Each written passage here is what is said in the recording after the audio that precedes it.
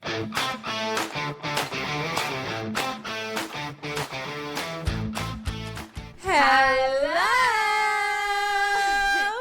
We're back with another episode of Secure Sisterhood. Bum, bum. Shh. I knew she was going to do that. That's why I did it. I know. And we have our new microphones, our new setup, and it is our first YouTube day. Microphone number 5. I know. And attempt at YouTube number 5,000,001. We're hoping that this video comes out really well because our last one didn't make the cut. So, I got these from the dollar store. Kate wanted to put them in here. I think they're pretty cute, and they're very fall, right? Yeah. Very pumpkin spice. Yeah, and Liz was like getting way more tan than me, so I had to step up my game. Yeah. I think I'm back. Look at that Italian skin coming in hot. I got my 23andMe back, and I'm a lot more Italian, like 33%. All right. Okay. Anyways, here we are. How was your weekend? Good. This is a little delayed, but last weekend I went home. For anyone that does not know, we are from Chicago and haven't been back in a long time, but my best friend got married. Yay! And you missed it. I did miss it. I really did want to go. Yeah, she looked beautiful. Her fiance, that was the first time I met him. He was awesome. I did see pictures. Really, she looked beautiful. She did. So yeah, it was great. It was a lot of fun. So congratulations, Chrissy and Brad. All right. Let's get into it. Yeah, let's get into it. So today we wanted to do a more real episode for you guys. We know that a lot of our stuff is funny and reaches a lot of people, and well, we hope it's funny. And while we want to keep that, we also want to talk about some real stuff and hopefully be relatable and kind of help people on some level. So let's get into it. So we are going to talk about relationships nowadays and how they may differ a little bit from our parents' generation and the challenges with that today. How this kind of came up is Liz and I were having a conversation, and we were just talking about how there's a lot of struggles just trying to date nowadays, and it's just not how it used to be. So it's not how it used to be because of, number one, social media, dating apps. Some women actually really get a rise out of getting attention from a man that is already with somebody else. Oh, for sure. There's so many different things as far as he never posted his girlfriend, so he must not really love her. Or he posts her too much, so what's he trying to prove? Is he trying to prove to us that he's really happy? And he liked somebody else's picture, or she likes somebody else's picture. It's so much nonsense. And then you got that Are We Dating the Same Guy Facebook page where women just rip men to pieces because they maybe had one bad experience with them. Yeah, which is really tough because then the man is out there with a bad reputation when maybe he just really wasn't into that woman. It's just totally different. And then there's also, you measure your relationship against other relationships that you're seeing on social media. I think my happiest relationships have been off of social. I haven't been posting a lot during those relationships because I don't. You almost feel like you don't want to post. Yeah, exactly. Because you're having so much fun in the moment. Right. Like I'll take pictures for myself and I'll have those, and like sometimes I'm like, ooh, I want to post and kind of share that life, but I'm not like constantly like, oh, we're here. It's just, it's not needed. Right. I was listening to another podcast actually, and they were talking about how you're a very different person in your 20s than you are in your 30s. So the people that got married early in their 20s, if you're not growing with your partner, it's like very difficult. Like you may reach your 30s and you're not really with the same person anymore. Mm-hmm. And that's so true. I started thinking about the men that I used to go for in my early 20s and how different it is from a man that I would go for today. Oh, yeah, 100%. That's why it's so weird when, like, a 20-year-old is dating a 35-year-old, because it's like they're completely different stages of their life. They're completely different people. Yeah, and you're looking for different things. Yeah. And I think, like, it's easy for a 21-year-old to be like, ooh, set for life and just buy me all these things. And then 30, you're like, I need that emotional stability, not just the you're physically here with me stability. Going along with relationships nowadays and the culture, you start to fall into this is good enough for me. Like you settle? Yes. I think a lot of people settle, but it doesn't have to be a person. What I'm saying is that you develop this mentality of like, well, it sucks out there, so what's going to be good enough for me where like this will make me happy even though it's not all that I'm looking for. I'll just deal with it because everybody sucks. And dating sucks and I'm sick of it, but I don't want to die alone. Yeah. So he's successful, so I guess it's fine. Or he makes me laugh, but the sex isn't that great. I've been seeing a lot of women now go for older men, I think, because they just want that stability. And you can't find that with someone our age anymore. There are successful men that are our age, but it's not like old times and old money like with our parents. New money is very different now, and so you see all these women, I think they're just sick of men's shit nowadays, and so they're like, screw it, I'm gonna go for the 50-year-old, you know, and what men used to be. When we see the stability from men our age, and just for context, we're in our 30s, when we find men our age that do have that stability, it's usually the financial stability that they may have established by this point, but the emotional stability is still not there. And that is really difficult to be like, I'll overlook that, because that just gets so old. Like, you need somebody to actually be there and see you. Yeah. You know, like, it's really tough when you don't have that. It's a lot of work. Relationships are a lot of work. Yeah. And if you're not willing to put in the work, it's never going to work. Yep. Everybody thinks that relationships should just be easy now, and I think that's part of the problem, is it's like nobody wants to put in the effort. As soon as it starts to get hard, you have to come out of your independence. Everybody seems to be independent and want their independence and do their own thing. They're like, ooh, I love this person in my life when it's fun and exciting, and then as soon as it gets a little deeper and they're asking you to compromise, which is normal in a relationship to an extent, people are like, I don't want to do that. They were just talking about Swipe on to the next. Yeah. They were just talking about it in an episode of Love is Blind. That's exactly what happened. They were talking about how one of the girls on there is super independent, and she met this guy. They fell in love, but he has a son, and he's probably more stable in his life, where she was this independent woman who traveled all the time and did whatever she wanted all the time. That's great when you're single, but you have to realize that when you're with somebody in a relationship, unless you find somebody that loves to just travel and do whatever they want all the time, that's really difficult to sustain. You can't be fully selfish in that relationship. You have to be like, okay, I understand that you have a child now. We can't just pick up and leave whenever we want. Right. So I thought that was And I think you, too, when you're looking for a guy, you didn't seem to care before if they had kids, and now you don't want someone that has kids, because you realize, like, how different it is. Yeah. I've never been in a deep relationship with anyone that had kids, but I went on a few dates with a few men that did have children, and I definitely don't think it's something that I love kids. I want my own someday. I think it's a really hard dynamic to come into if they're not your children. Yeah. So. Totally. Especially when they're young. You have like a lot of experience in that. You were with somebody that had young kids. Never again. Just kidding, kind of. I really don't like kids. But I did love that. I loved that little boy a lot. Yeah. So, when you're single, or even when you're not and you're with somebody, I think one of the most important things is establishing your baseline. Just kind of taking a second to think about what are the couple things in a relationship that you shouldn't ever sacrifice that will eventually make you really unhappy with yourself.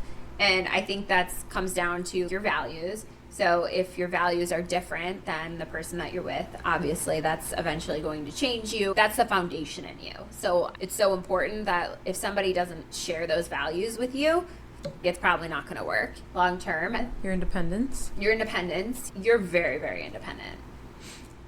Yeah, but I'm also, when I'm dating somebody, I in the beginning, I want to do things with them all the time and be with them all the time. Yeah. And I feel like I do pull back from my friends and don't go out with them as much in the beginning because I do want to be with them. I feel like there's two different types of people. Some people are like that where they just want to be with their person all the time. And there's also those like really independent people that are like, no, I'm going out with my friends. I'll see you when I see you. And I'm not like, I'm independent, but I'm not like that. I'm not like, I still want to be with my person.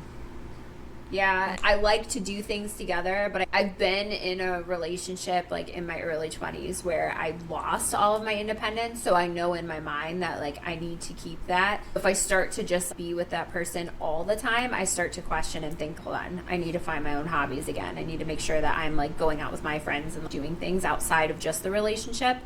Because I think if you put your whole life just into your person, then if it doesn't work out, you're kind of left with nothing. Yeah. And that's tough. Like that makes the breakup so much worse. Mm-hmm. You know, it's kind of like in a marriage too, though. Like, yeah, if you're just gonna be a stay-at-home mom and your husband's making all the money and paying all the bills, all of a sudden you're not together anymore. You're left with nothing. Yeah. You almost have to choose. Like, I watch so many men saying, oh my gosh, all these women want to be independent, so why do we even want to step up and be a man anymore? You know, like we want a woman that is willing to still that feminine woman of ours, a wife and all of those things. And I think there's this misunderstanding where I don't think that women don't want to do that. Mm-hmm. But it's like to give up your power completely to somebody that you're with and put that trust in that you're going to stay home and take care of kids, or you're going to work a part-time job, or make those sacrifices to do the roles that women commonly do over men, not always, but over men. And it could go both ways, even a man taking on this role. It takes a lot of trust to put that into somebody, and it goes back to people don't look at relationships or marriages as lifetime commitments anymore. Yeah. So how do you give up your stability and trust in someone that they're not going to just walk away and say, hey, I want a divorce, and you're screwed. You have nothing. I don't know. I also just feel like the world is just moving in a different direction now. People don't want to settle down anymore. People don't want to have just one person. A lot of people are choosing to be alone and be single and do what they want to do. It's not the traditional, you find your person, you get married, you have kids, you build a family anymore. Now it's just like you do your own thing, you have your own fun, you do what you want to do, and you don't answer to anybody. You just live your own life, and that's like times are changing. Yeah. Where it becomes really difficult is I never saw my life like that. I want to find a husband. I want to have children. I want to have that family. But there's also a point where you don't want to settle for something that's not going to be that. You know, just because, oh, this person's offering it, but the connection's not there, or like all of those other pieces aren't there. So I'm sure a lot of people also feel the same way. Like, do I just live that independent life and go with the times because things are changing? And yeah, I've noticed not a lot, but a few of my Facebook friends and just women, you know, in general now, they're having babies on their own. They're finding a donor and they're just having their own babies because their time clock is ticking. They're like in their late 30s and they want a family, but they can't find a good man to have a family with. So they're just getting a donor and they're like, I'm going to have my own child and build my own family. And I see a lot more of that now, which is really interesting. And, you know, props to them because I'm sure being a single mom is hard. But it's just crazy how different times are now. Do you start to think that you don't just want a man? A lot of men really want to be fathers. Not a lot of them really want to be dads. And I feel like there's a huge difference in that. Like, a dad is actually participating in their child's life, the good, the bad. They're not just relying on the women to be the hard times. You take it. I'll show up when I want to, maybe a sport or whatever. Or maybe they're just not really into a certain phase of their life. There's such a difference between I just want to father someone and I want to have good offspring, and I actually want to be a dad and I want to have a child with the person that I love. I remember I went on a date with this guy a while ago, and I remember having a conversation with him. He was saying that he had been his ex-girlfriend who he was with for a while. I don't remember, this was so long ago, maybe like a couple years or something. And he said that he did really feel like they were a match and he wanted to have a future with her, but she found out that she couldn't have kids and he wanted his own kids. So they broke up. And I remember thinking how devastating, because I think as a woman, that is one of the most difficult things to hear. If I ever heard that I could not have children and my own children, that would break my heart. Let alone have a child with the person that I love, you know? The man I love leaves me because I can't have children, even though I want that too. It's not just him that wants it. Mm-hmm. And there's other solutions that maybe are not ideal, but, you know. And I remember I was talking to one of my good friends about it, though, and she pointed it out so well. I'm like, this really bothered me. And she's like, yeah, because that kind of shows his values. He's not looking for someone that he loves to have a child together necessarily. That's not important to him. It's not important that I love this person so much that I want to make another human being with them. He wants a child. That's his. And there's other factors around that are more important to him than the person that he's having that child with. Mm-hmm. Yeah. And totally. I just realized that was not the type of connection that I was looking for. But that's part of this whole like navigating relationships or finding a healthy relationship is you have to look for that difference if you are looking for someone that wants that actual real connection, you know? Yeah, totally. Which kind of goes back to the difference between feeling emotionally safe and physically safe in a relationship. I've definitely been in a relationship where I felt physically safe but not emotionally safe. I've been with men where I felt like if something were to ever happen to me or I would ever be in danger, I know that they would be able to protect me. But I also felt it was also toxic to the point where I was not emotionally safe. I knew that they would hurt me over and over again emotionally. They're very different. I don't know if I've ever been with someone where I felt physically and emotionally safe. I think it's always been one or the other for me. If you've been with someone where you felt not physically safe, at that point your brain is like, I just want that. I just want to feel like a man is not going to hurt me and he's going to keep me physically safe and I'm happy. Yeah. And that's where you start to like compromise almost, you know? Yeah. Not even realizing that men will offer you both, you know? But then if you have the emotional safety, that's what messes with your head when you don't have the physical safety. Yeah. That's why people stay. And that's what fuels like a trauma abusive bond. Relationship. Yeah. I was dating this guy for a little bit and the physical safety was very strong. I felt safe. I felt protected. I felt like if we were actually together, financially we would be good and all that. But the emotional was very roller coastery. I think I'm still a little emotionally immature and he was too. So when you have two emotionally immature people come together, it's probably it doesn't end up the best.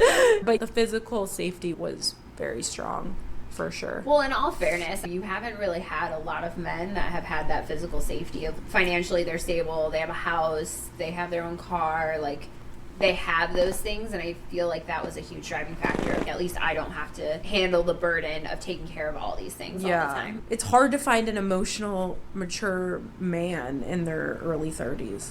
Their late 20s, their early 30s. But then again, you see all these women struggle with emotionally immature men in their 50s. So it's kind of like, and women too, you know, I'm one of them. But, you know, it's just like, it's wild out there, man. It really is. It is really wild. Do you feel like you're on a timeline? Like, do you feel that stigma? No. Like, I have to have kids. Yeah. I don't want kids, so it's different for me.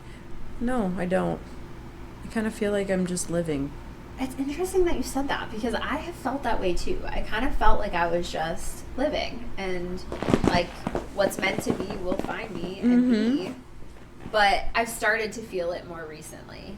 And one of my friends actually said to me, you have an idea of what you're looking for. So your timeline might move a little faster. There shouldn't be a timeline necessarily, you know? And with my ex, I felt like I never really thought of that timeline because I just felt like everything was moving so smoothly and naturally and normal. And when we got there, it would be totally fine. But being outside of a relationship, I think it looks a little bit more intimidating. Yeah.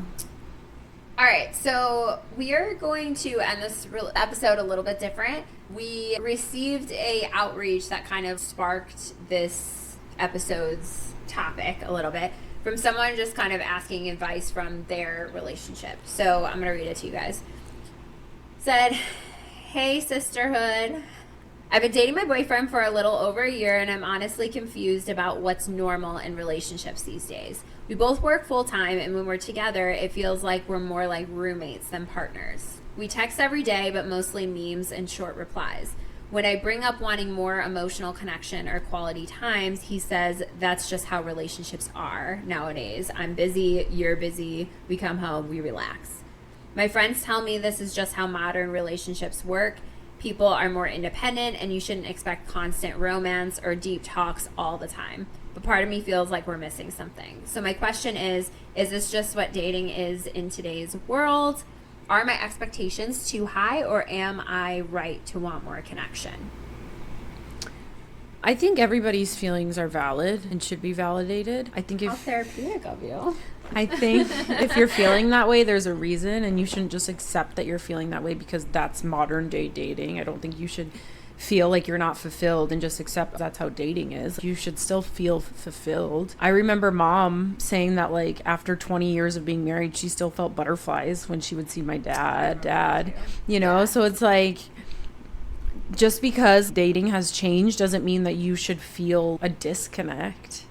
I agree. I'm sure this relationship is great, and I'm not saying it's not, but I've been in relationships where it's like there are more casual things that we do, but we still have fun together, and we're still laughing, and it's still so much fun, and we're still connecting, and it's not really necessarily we have to be constantly doing something. We could be sitting there and laughing and having a dance party. Things like that, I think, are connection points too. So maybe in his eyes, he's thinking, I don't want to be going out on a date every single night. I don't want to be like dressing up and doing these extravagant things. And you're just thinking, but I want more connection. Or maybe the connection isn't really there when you take away the events and things like that. Mm-hmm. Maybe that's something worth stepping back to look at. Yeah. I also feel like people don't like confrontation. If you were to like give certain people the option, like, hey, if you could just break up right now, you would never have to talk to them ever again. No explanation. You wouldn't have to move your stuff out, anything. Would you walk away now? And they would say yes. But if they had to face it and deal with all those emotions and feelings and the talk and all that, they would say, no, I'll just stay in it. I think that's really common with people that have been together since they've been like really young too. You know, it's like they almost, yeah, it's comfortable. And they like are almost best friends, but they're not in love, you know? And that's where it's like, is that enough? Mm-hmm. And that's a question that I think everyone just has to answer for themselves. Like, is it enough? And in this situation, maybe you have to answer that. All right, well, since we did this letter today, we're actually going to skip our red flags. That concludes our episode. Bye.